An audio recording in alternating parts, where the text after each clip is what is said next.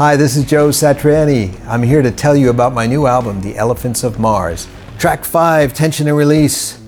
This is a 7-string song. Now, this is the funny thing about the whole relationship with me and the 7-string is that it's never always around. So in this particular case, I don't think I had played the guitar in years. And I think Mike Keneally was the last person to actually track with it a couple of albums ago. It went back in the case, and it went maybe back and forth between storage and the other studios that we were making albums with since then.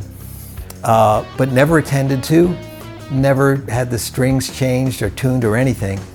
And I'm telling you this because it has everything to do with the way that the song sounds. So I pick up this guitar and I suddenly write this riff. And I go, I gotta record this.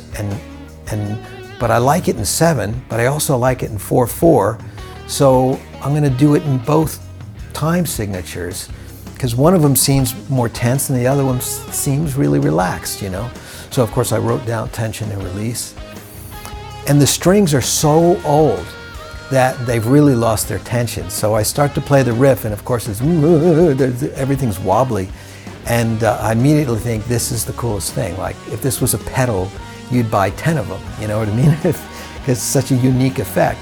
And I also knew that once I changed the strings that the sound would go away. So I quickly recorded the whole song and then, you know, left spaces for where there might be solos and things like that. The middle solo, we had this very, very long, basically quite a very long space for a solo, and at some point right halfway through it we're like looking at each other through Zoom with Joe, going like, what are we gonna do?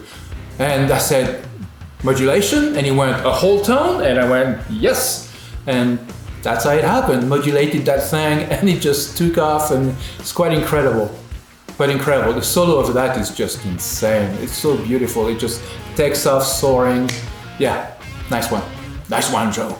I think that was the very first song that I recorded for the album, and I remember, you know, the first couple songs on the album were really kind of like classic, you know, straight ahead Joe, but then the album just starts going in all these weird different, almost, I don't want to say fusion because that's a loaded word, but experimental directions, and Tension and Release is one of those songs. And I figured it could use a bit more of a modern bass sound, you know, for this.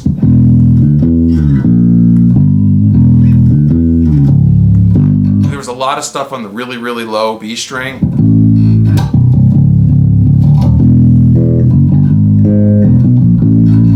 It was just, you know, me and Kenny just kind of throwing stuff back and forth, even though we tracked it remotely. You know, there's a cool live feel to those solo sections, and you know, if you think about it that way when you're recording, even though you're doing it remotely, you can get a really cool vibe out of it, I think. It reminds me in a really good way of, you know, these different little checkpoints where we've gone into riffs. And I think that bands that I've loved that have done it,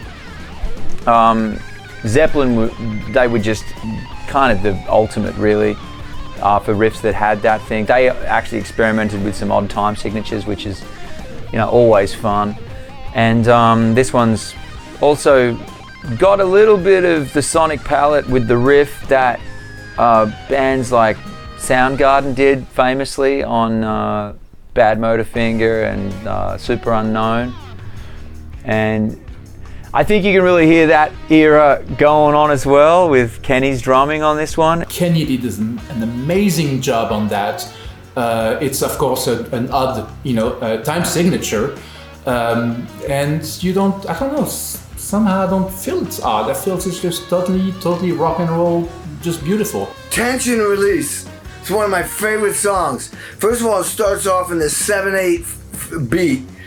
Boom, bam, boom, bam, 1, 2, 3, 4, 5, 6, 7. So anyway, in order to really own a beat like this in 7/8, you got to do it over and over and over again. I got this thing called RPS. The repetition of any skill is the preparation for success. So I practice this beat over and over again. And then it breaks down into this funky 2-measure 4/4. And now we're not in 7/8. Funky groovy, just holding it down while Joe does this cool stuff on top of it. So you got 2 different time signatures, 2 different movements in a song. 2 songs really within one song. So I treated each section or each one of those movements differently. Yeah, it's a great track. It's awesome. Anything in 7 is great, as we all know. It's classic. It was really a lot of fun, and I haven't changed the strings yet, to tell you the truth, because I was afraid to. I thought, because I just want to be able to pick up the guitar and get that wobbly tone again. So I'll figure out how to do that with new strings eventually, but